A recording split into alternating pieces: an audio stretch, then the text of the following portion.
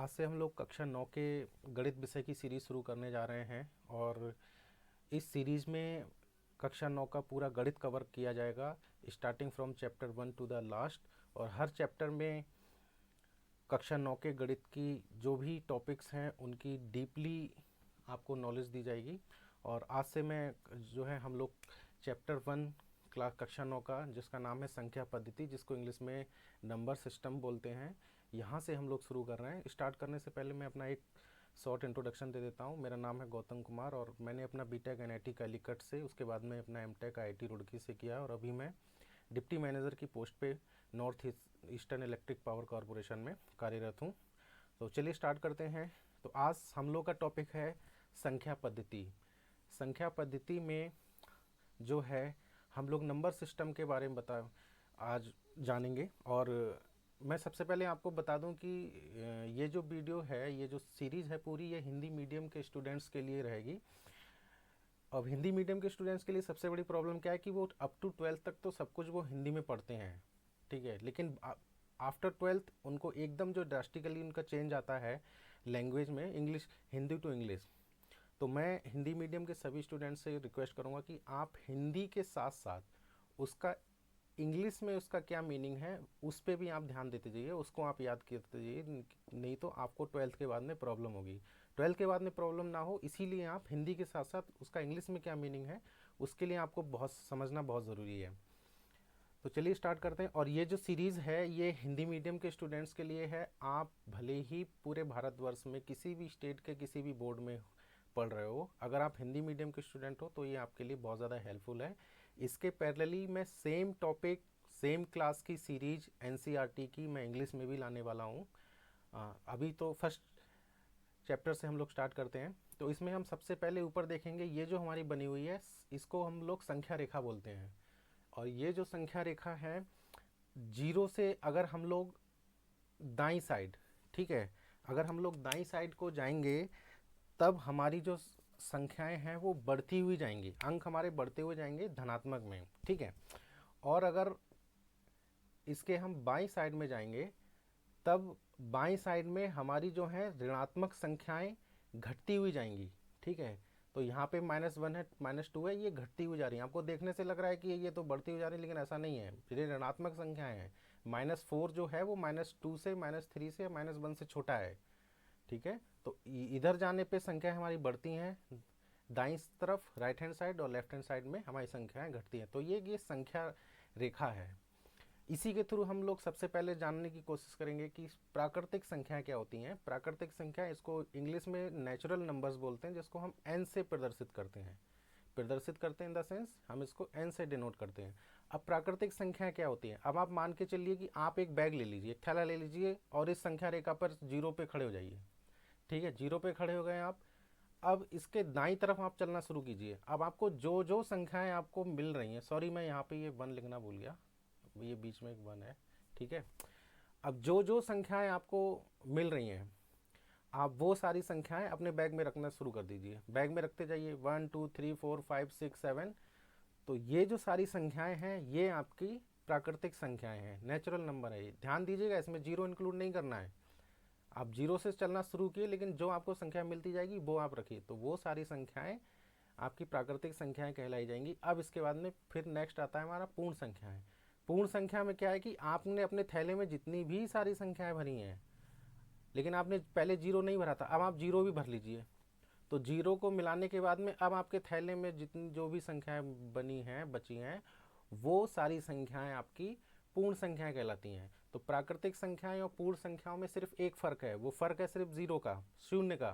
प्राकृतिक संख्याओं में शून्य नहीं होता है, लेकिन पूर्ण संख्याओं में शून्य होता है। अगर प्राकृतिक संख्याओं के साथ शून्य भी हम उसमें उसके समूह में डाल दें तो वो प्राकृतिक संख्याएं जो है वो पूर्ण संख्याएं बन जाती हैं, बशर्ते उसमें शून्य होना चाहिए उनके समूह में। अब आती है पूर्णांक। पूर्ण संख्या हम लोग की कवर हो गई। पूर्ण संख्याओं को इंग्लिश में होल नंबर्स कहते हैं और इसको डब्ल्यू से डिनोट करते हैं, ठीक है। अब इसके बाद में आता है हमारा पूर्णांक, इंटीजर्स। इसको इंग्लिश में इंटीजर्स कहते हैं और ये जेड होता है। अब क्या किया, आप जब जीरो से दाईं तरफ गए थे आपने सारी संख्या भर ली, जीरो को भी भर लिया। अब आप लेफ्ट साइड में, बाई साइड में चलना शुरू किए, जो भी संख्याएं आपको मिल रही हैं उनको सबको अपने थैले में रख लो। अब जो आपके थैले में जितनी संख्याओं का जो समूह बना है, उन सारी संख्याओं के समूह को हम लोग पूर्णांक बोलते हैं। ठीक है, तो पूर्णांक जो है वो जीरो भी पूर्णांक है, 1 2 3 4 5 भी पूर्णांक है, और जितनी भी ऋणात्मक संख्याएं हैं वो सारी पूर्णांक हैं, वो इंटीजर्स हैं। पूर्णांक को इंग्लिश में इंटीजर्स कहते हैं, ये चीज़ आपको ज़्यादा याद रखना है। आप ये सोच रहे हो कि आप हिंदी मीडियम के स्टूडेंट हो, आपको क्या कहते हैं इंग्लिश से पाला नहीं पड़ने वाला। आगे चल के मानो या मत मानो, आपको इंग्लिश से पाला पड़ने वाला है अगर आप इंजीनियरिंग मेडिकल लाइन में जाना चाह रहे हो तो। ठीक है, अब बात आती है प्राकृतिक संख्याएं हमारी हो गई, जिसमें 1 2 3 4 5 6 होते हैं लेकिन जीरो नहीं होते हैं। पूर्ण संख्याएं जीरो भी होता है, 1 2 3 4 5 6 7 ये भी होते हैं, अनंत तक, ये भी अनंत तक, ये भी अनंत तक। पूर्णांक, इसमें ऋणात्मक संख्याएं भी होती हैं, जीरो भी होती है, 1 2 3 4 5 भी होते हैं। अब इसके बाद में नेक्स्ट हमारा टॉपिक है परिमेय संख्या का। परिमेय संख्या, इसको इंग्लिश में हम लोग रेशनल नंबर्स भी बोलते हैं, जिसको आर से डिनोट करते हैं। अब आप देखिए, अब आपको ऐसे देखने से लग रहा है कि यहाँ पे 0 और 1 के बीच में कुछ नहीं है, या 2 और 3 के बीच में कुछ नहीं है, हैं? ठीक है, सब हैं। इसके बीच में क्या कहते हैं, -1/2 भी है, -1, और इसमें 2 के बीच में 2/4 भी है, हैं? तो इसके, तो इसीलिए परमेय संख्या कौन सी होती हैं? देखिए, 1/2, -3/5, -6/11, 5/7, 2, 3, ये सब परमेय संख्याएं हैं। अब परमेय संख्या की परिभाषा आप जान लीजिए क्या होती है। संख्या r को हम लोग परमेय संख्या कहेंगे यदि इसे पी वाई क्यू के रूप में लिखा जा सकता है। ठीक है, जहाँ पे p और q पूर्णांक हैं और q जो है वो जीरो के अंदर नहीं है। तो देखिए, जैसे मान लो क्या कहते हैं, 5 है, मैं 5 को 5/1 की तरह लिख सकता हूँ, है ना। p/q की फॉर्म में लिख सकता हूँ मैं। अगर मैं इसको लिख पा रहा हूँ, और ये जो नीचे जो हमारा क्या कहते हैं डिनोमिनेटर में है, बटे में जो है वो अगर जीरो ना हो बस, है ना, q इक्वल टू नॉट भी जीरो, इसका मतलब क्या हो गया, बराबर को अगर ऐसे अगर काट देते हैं तो वो नहीं बराबर के, ये इसको बोलते हैं। तो ये जीरो के बराबर ना हो नीचे बटे में डिनोमिनेटर में, तो अगर किसी भी संख्या को हम p/q इस बटे की फॉर्म में लिख पा रहे हैं तो वो संख्या परिमेय संख्या होती है। ठीक है, अब इसके बाद में हमारा नेक्स्ट टॉपिक आता है अपरिमेय संख्या। परिमेय संख्या क्या है, अपरिमेय संख्या क्या है, अभी आप टाइम बीइंग के लिए इसकी परिभाषा जान लो। इसके बाद में जब हम लोग दशमलव का प्रसार करेंगे आगे इसी वीडियो में, तब आप और भी अच्छे से समझ जाओगे। अब अपरिमेय संख्या क्या होती है कि अपरिमेय संख्याएं वो संख्याएं होती हैं जिनको p/q की फॉर्म में हम लोग नहीं लिख पाएंगे। ठीक है, अगर p/q की फॉर्म में हम लोग लिख पा रहे हैं कि p/q के रूप में हम लोग इसे लिख पा रहे हैं तो वो परमेय संख्या। अगर इस रूप में हम नहीं लिख पा रहे हैं तो वो परमेय संख्या नहीं है, तो वो क्या कहलाएगी, अपरिमेय संख्या। इसको इंग्लिश में हम लोग इर्रेशनल नंबर्स बोलते हैं, जिसको हम s से डिनोट करते हैं। इसकी परिभाषा, संख्या s को अपरिमेय संख्या कहा जाता है यदि p/q के रूप में ना लिखा जा सकता हो, जहाँ p और q पूर्णांक हैं। ये p और q में ये बात जान लेना, वो पूर्णांक होंगे, तो पूर्णांक -3 भी हो सकता है। ठीक है, तो अगर मान लो -3 है, ठीक है, मैं इसको -6/2 भी लिख सकता हूँ।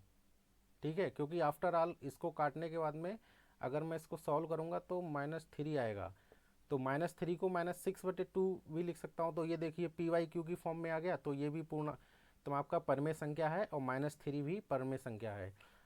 वो सारी संख्याएं जिनको हम p/q की फॉर्म में के रूप में नहीं लिख सकते हैं, उनको हम अपरिमेय संख्याएं बोलते हैं। और अपरिमेय संख्याओं में देखिए, अब अपरिमेय संख्याएं कौन सी होती हैं, वर्गमूल 2, वर्गमूल 3, पाई, ठीक है, या फिर 0.0011101110111 ऐसे करके चलते जाओ। ठीक है, तो ये सारी संख्याएं आपकी अपरिमेय संख्याएं हैं।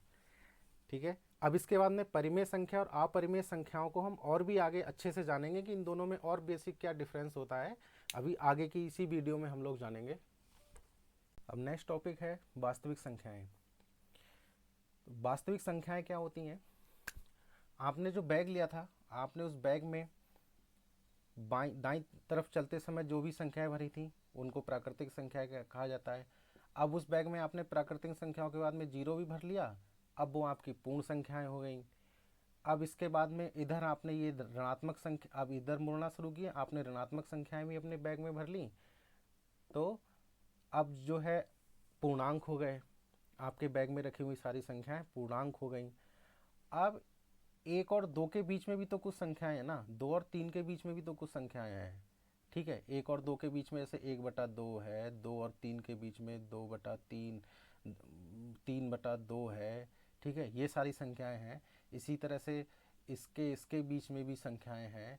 तो वो जो सारी संख्याएं हैं जिनको हम p/q की फॉर्म में लिख सकते हैं, और जो कि q जो है वो जीरो नहीं हो, तो वो सारी संख्याएं हमारी परमेय संख्या कहलाती हैं। अब इन परमेय संख्या के अलावा भी और संख्याएं होती हैं, जैसे √2 है, √3 है, पाई है, ये सारी संख्याएं जो हैं अपरमेय कहलाती हैं। तो कहने का मतलब ये है कि आप परमेय संख्याओं को तो संख्या रेखा पर आप दिखा सकते हो, लेकिन क्वेश्चन ये है कि आप अपरमेय संख्याओं को संख्या रेखा पर दिखा सकते हो, तो उसका आंसर है हाँ। तो इसीलिए जो अभी जो वास्तविक संख्याएं हैं जिसको इंग्लिश में रियल नंबर बोलते हैं, तो आपकी परमेय संख्याएं और अपरमेय संख्याओं के समूह को ही वास्तविक संख्याएं बोलते हैं। अभी हम लोग सीखेंगे कि अपरमेय संख्याओं को संख्या रेखा पर कैसे प्रदर्शित किया जा सकता है, ठीक है, तो वो चीज़ हम लोग सीखेंगे। अब मैं आपको बताता हूँ कैसे करके वो चीज़ सीखेंगे। उससे पहले आप एक चीज़ जान लीजिए कि पाइथागोरस प्रमेय जो आपने पढ़ी है, वो पाइथागोरस प्रमेय में देखिए क्या होता है कि एक समकोण त्रिभुज होता है, अगर उस समकोण त्रिभुज का ये लंब है जिसको एल से मैं दिखा रहा हूँ, ये आधार है, ए से दिखा रहा हूँ, ये कर्ण है, तो पाइथागोरस प्रमेय क्या बोलती है कि जो कर्ण होगा वो लंब का स्क्वायर प्लस आधार के स्क्वायर के वर्गमूल के बराबर होगा, ठीक है।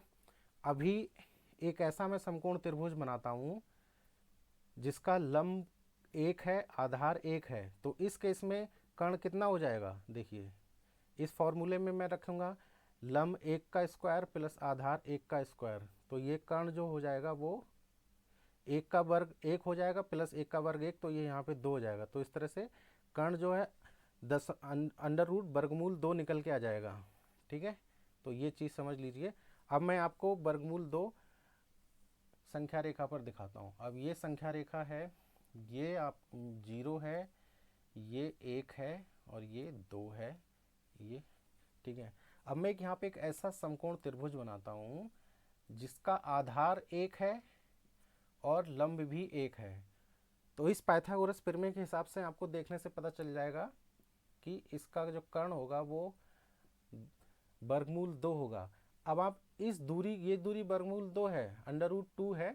अब इस दूरी को आप प्रकार में भरिए और प्रकार की नोक यहाँ पे रख के जब आप इसकी एक चाप यहाँ पे लगाएंगे ना, तो ये जो चाप जो है इस संख्या रेखा को जहाँ पे काटेगी वो ही आपका 0.2 होगा, ठीक है। अब इसी के साथ साथ मैं 0.3 को भी आपको प्रदर्शित करके दिखाता हूँ संख्या रेखा पर कैसे करेंगे। अब देखिए, अब एक ऐसा समकोण त्रिभुज बनाइए जिसकी ऊंचाई 1 है और आधार जो है वो 0.2 है। तब उस केस में ये जो कर्ण कितना हो जाएगा, देखिए कर्ण आपका लंब स्क्वायर प्लस आधार स्क्वायर होता है, तो कर्ण जो हो जाएगा आपका लंब 1 का स्क्वायर प्लस आधार का स्क्वायर, ठीक है। अब ये 1 का स्क्वायर 1 ही रहता है और ये वर्गमूल से वर्ग कट जाएगा तो ये 2 हो जाएगा, तो यहाँ पे हमारा जो कर्ण है वो 3 निकल के आ जाएगा, ठीक है। अब ठीक ऐसा ही मुझे इस संख्या रेखा पर एक त्रिभुज बनाना है। ये एक मैंने और त्रिभुज बनाया, ठीक है, जिसमें ये कर्ण हम लोग को पहले से ही हम निकाल चुके हैं, वर्गमूल 2 है, ठीक है, और आधार, और जिसका लंब 1 है। तो इस पाइथागोरस प्रमेय से ये हम लोग का समकोण त्रिभुज बन गया। इस पाइथागोरस प्रमेय से इसका जो कर्ण की जो लंबाई हो जाएगी वो वर्गमूल 3 हो जाएगी। अब सिर्फ इस लंबाई को, वर्गमूल 3 है, इसको फिर से प्रकार में भर के यहाँ पे प्रकार की नोक रख के जब हम लोग फिर से एक चाप लगाएंगे, तो ये जो चाप है जहाँ पे संख्या रेखा को काटेगी वो वर्गमूल 3 हो जाएगा। ठीक है, क्योंकि ये दूरी सेम ही रहेगी, क्योंकि जो किसी भी वृत्त में त्रिज्या हमेशा समान रहती है।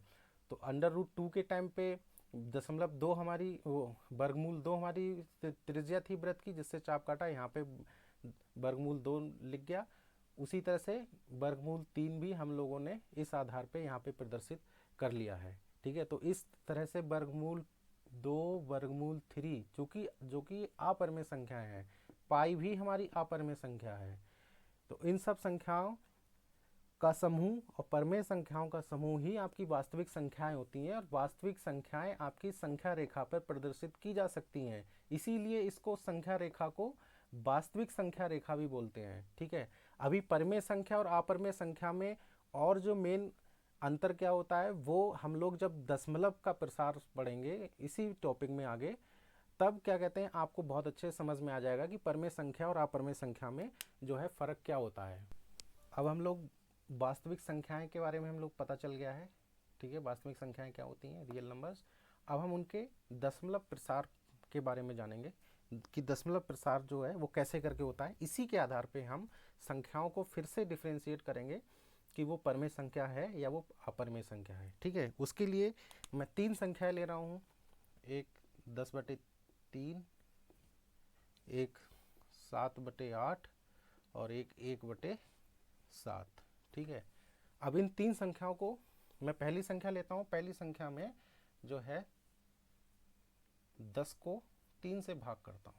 ठीक है, अब 10 को 3 से जब मैं भाग करूँगा तो ये देखिए 3 तिया 9, फिर 1 बचेगा, दशमलव लगाया, 0 उठा लिया, 3 तिया 9, फिर 1 बचा, दशमलव लगा हुआ है, 0 उठा लिया, 3 तिया 9, फिर 1 बचा। ठीक है, फिर 0 उठा लिया, 3 तिया 9, फिर शेषफल 1 बचा। अब इस पैटर्न में आप एक चीज़ देख रहे हो, आपका इस पैटर्न में हमेशा बार बार शेषफल में एक ही एक बचता रहेगा, और आप इसको यहाँ से नीचे सॉल्व करते करते चाहे कहीं तक करते जाओ। ठीक है, आपको वो एक हमेशा शेषफल बचता रहेगा। तो इसीलिए भागफल में दशमलव के बाद में ये 3 3 3 3 की आवृत्ति होती रहेगी, ये संख्या 3 3 जो बार बार आती ही रहेगी। तो दशमलव के बाद जो संख्या बार बार आती है उसको हम जो है उसके ऊपर एक हल्का सा डंडा लगा के प्रदर्शित करते हैं। ठीक है, तो 10/3 को हम जो है वो 3.3 बता सकते हैं। ठीक है, तो इसके 3 के ऊपर जो मैंने डंडा लगा दिया, इसका मतलब ये है कि दशमलव के बाद में 3 की आवृत्ति हो रही है, 3 बार बार आ रहा है। ठीक है, अब जो है दूसरा मैं लेता हूँ, 7 को 8 से भाग करना है। ठीक है, अब मैं यहाँ पे आपको भाग नहीं सिखा रहा हूँ, भाग करना डिवाइड करना आपको अच्छे से आता है, आप छोटी क्लास में सीख चुके हो। ठीक है, मैं आपको यहाँ पे परिमेय संख्या और अपरिमेय संख्या में क्या फ़र्क होता है वो आपको बता रहा हूँ। अब देखिए, दशमलव उठा लगा दिया, यहाँ पे 0 बढ़ा दिया, अब ये 8 8 64। ठीक है, यहाँ पे 6 बचा, फिर 0 उठा दिया, ये 8 7 56। अब यहाँ पे शेषफल हम लोग का 4 बचा, फिर 0 उठा लिया, 8 पंचे 40। ठीक है, ये हो गया आपका 0 आ गया, शेष 0 आ गया, ख़त्म। ठीक है, तो यहाँ पे हम लोग का 875, तो 7/8 का जो मान आया वो 0.875 आया।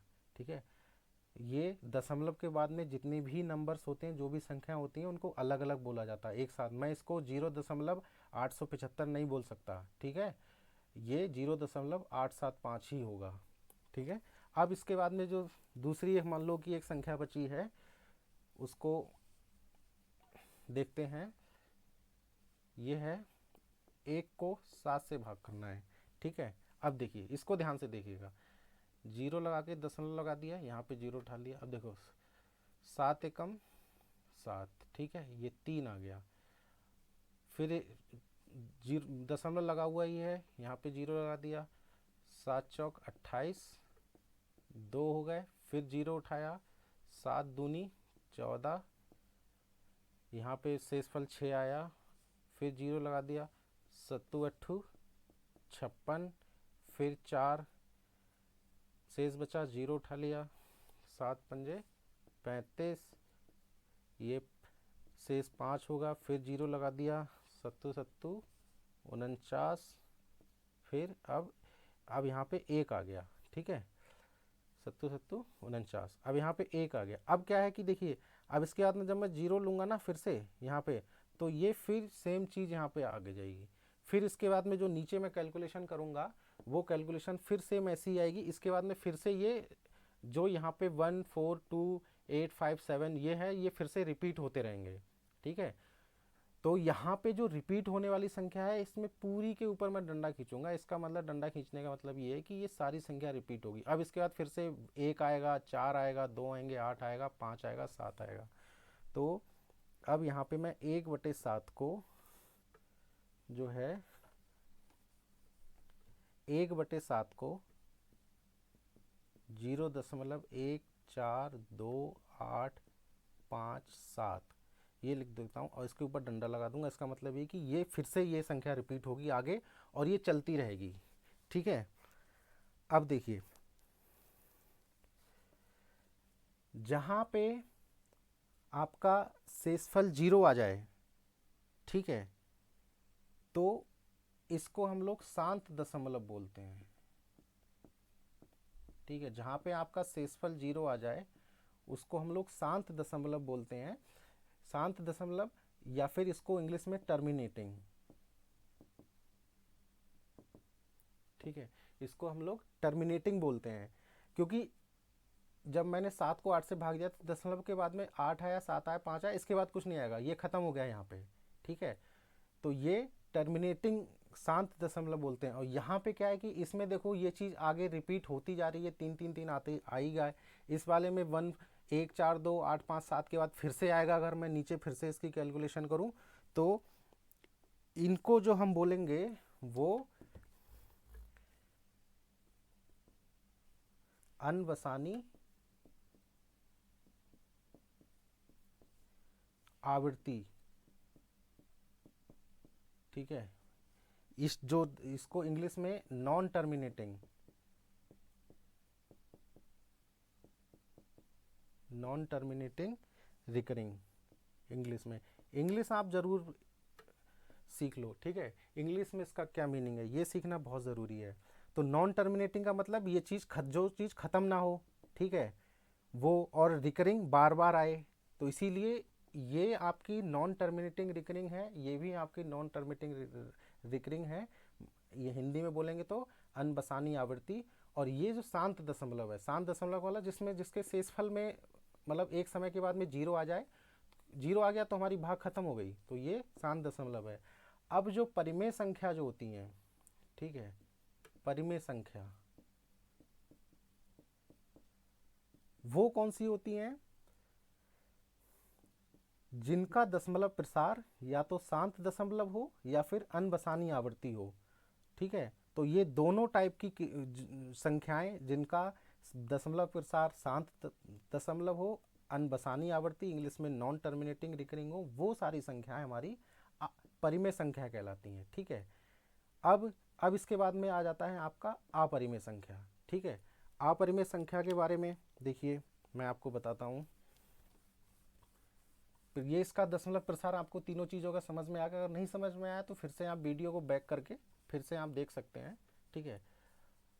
अब देखिए, अब अपरिमेय संख्याओं में हमारी कौन कौन सी संख्याएं होती हैं, ठीक है। देखिए, जैसे वर्गमूल 2 है।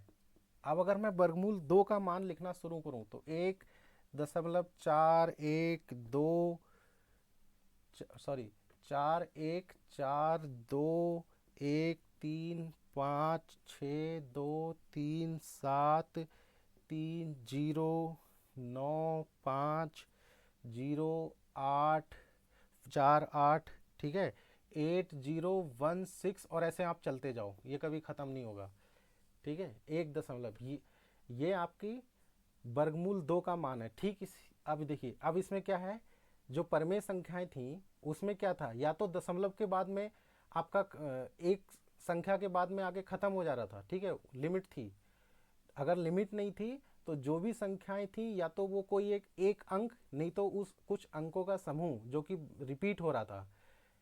तो इसीलिए उनको परमेय संख्याएं बोलते थे। लेकिन यहाँ पे क्या है कि कोई भी रिपीट भी नहीं हो रहा है, सब देखो इरेगुलर है। 4 यहाँ पे है, इसके बाद 1 4, फिर यहाँ पे 1 है, कोई भी चीज़ रिपीट नहीं हो रही है। ठीक है, वहाँ पे हमारे पुराने वाले में क्या था कि जो 1/7 का जो मान था 142857, ठीक है, अगर मैं इसको और आगे लिखूं तो ये फिर 142857 फिर से आएगा, फिर आएगा।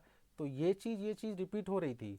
ठीक है, यहाँ पे वो चीज़ रिपीट नहीं हो रही है, इसीलिए ये परिमेय संख्या है। ठीक है, ठीक उसी तरह से अगर मैं पाई का मान क्या लूँ, पाई का मान जो हम लोग लिखने को लिख देते हैं 3.14 होता है, नहीं तो 22/7 होता है। ठीक है, हम लिखने को ये लिख देते हैं, लेकिन एक्चुअल में जो एग्जैक्ट पाई का मान है वो ना तो 3.14 होता है, ना ही वो 22/7 होता है। हम अपनी सहूलियत के लिए लिख देते हैं। ठीक है, अब देखिए पाई का मान जो होता है वो मैं आपको पूरा लिख के दिखाता हूँ। पाई का मान क्या है? पाई का मान 3.1 4 1 5 9 2 6 5 3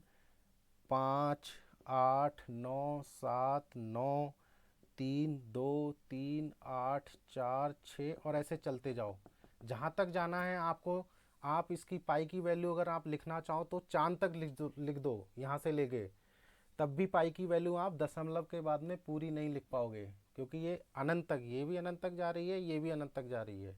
ठीक है, अब देखिए इसमें भी वही सेम चीज़ है, कोई भी अंक या अंकों का समूह रिपीट नहीं हो रहा है।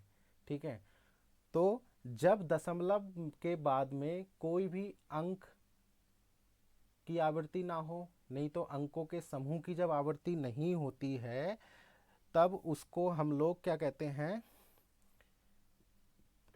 अनबसानी अनावृत्ति बोलते हैं। ठीक है, उसको अनावृत्ति प्रसार, दशमलव प्रसार बोलते हैं इसको। ठीक है, इंग्लिश में नॉन टर्मिनेटिंग नॉन रिकरिंग। ठीक है, नॉन टर्मिनेटिंग, टर्मिनेटिंग का मतलब एक तो चीज़ वो ख़त्म नहीं हो रही है, और नॉन रिकरिंग मतलब उसकी आवृत्ति भी नहीं हो रही है। ठीक है, तो इसको हम अनवसानी अनावृत्ति दशमलव प्रसार करते। तो वो सारी संख्याएं जिनका दशमलव प्रसार लिखते समय ना तो अंक की आवृत्ति हो रही हो, ना ही अंकों के किसी समूह की आवृत्ति हो रही हो, और वो प्रसार जो है वो खत्म भी नहीं हो रहा हो, तो वो सारी संख्याएं हमारी अपरिमेय संख्याएं कहलाती हैं। ठीक है, वो सारी संख्याएं अपरिमेय कहलाती हैं जिनका दशमलव प्रसार करने से हमको ऐसी स्थिति मिल जाए, अनावृत्ति अनबसानी अनावृत्ति दशमलव प्रसार की स्थिति मिल जाए, जिसको इंग्लिश में नॉन टर्मिनेटिंग नॉन रिकरिंग बोलते हैं। तो वो सारी संख्याएं अपरिमेय संख्या कहलाती हैं। और परिमेय संख्या में क्या होता है कि या तो वो टर्मिनेट हो जाएगा दशमलव के बाद में, कुछ देर के बाद में वो हमारा जो है प्रसार खत्म हो जाएगा, हमारा शेषफल जो है वो 0 आ जाएगा। ठीक है, तब हमारा भागफल खत्म हो जाएगा वहाँ पे। और नहीं तो अंक जो है वो रिपीट हो रहा होगा, जैसे 3.333333 ये रिपीट हो रहा था। ठीक है, तो जब ये रिपीट होता है तो इसको हम 3 दशमलव ऐसे करके इसके ऊपर एक डंडा लगा के लिख देते हैं, ये 10/3 का प्रसार था। ठीक है, तो ये 10/3 परिमेय संख्या है।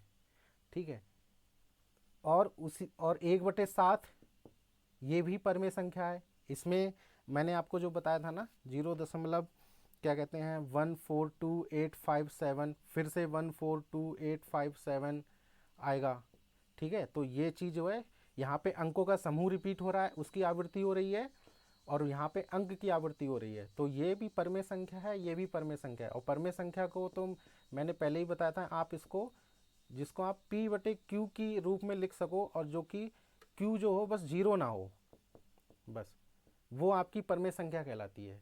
ठीक है, लेकिन आप 0.2 को आप P/Q के रूप में नहीं लिख सकते। पाई को हम 22/7 लिखते हैं, लेकिन वो हम अपनी कैलकुलेशन करने की सहूलियत के हिसाब से लिखते हैं। ठीक है, कि हम लोगों को जो है कोई सवाल करे तो उसमें आराम से हो जाए, इसीलिए लिखते हैं। लेकिन पाई को हम 22/7 नहीं लिख सकते, इसीलिए पाई जो है आपकी अपरिमेय संख्याएं हैं। ठीक है, अब आज का चैप्टर जो है ख़त्म करते हैं यहीं पे। अगर आपको कोई भी चीज़ नहीं समझ में आए तो आप फिर से वीडियो बैक करो और फिर से आप देख सकते हो, पॉज करके भी देख सकते हो, आप अपने नोट्स भी बना सकते हो। ठीक है, अब इसके बाद में हम लोग का जो चैप्टर 2 है वो बहुपद, वो हम लोग शुरू करेंगे। Thank you.